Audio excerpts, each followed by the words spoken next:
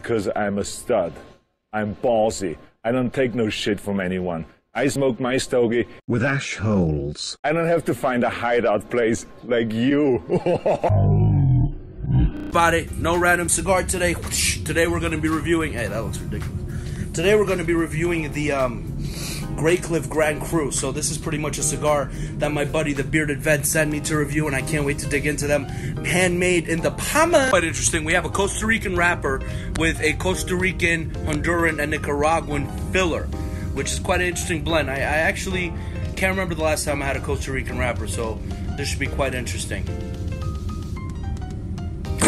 This is a very fucking pungent wrapper. Almost smells like fish.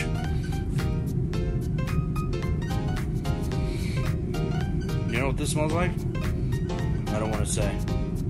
Very fishy though. Filler has a very sweet, woody smell. Very light actually. Surprisingly, the wrapper is way more pungent.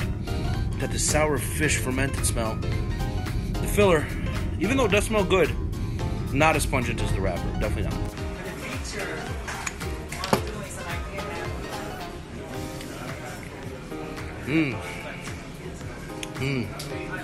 Very smooth, very sweet, very woody. Really nice. I would say in the beginning, the predominant flavor that I'm tasting is definitely a nice, like, almond nuttiness. Also, nice, like little, like a vegetable flavor, like some sort of green vegetables too. A little bit of that. Very tasty, actually. I'm enjoying the fuck out of this. About, you know, a quarter inch in, a lot of nut, a lot of sweetness. Definitely a bit more different than what I'm used to, I gotta say. Draw is maybe 7 out of 10, but the flavor, I gotta say, is probably like a good solid 8 out of 10. 10 out of 10 for being something that I haven't really tried before. It definitely does taste different than other stuff, so that's good. Another inch in. I'm really surprised how it's not ramping up in strength, but the flavor is still there. I would consider this a mild to medium. It is pretty mild.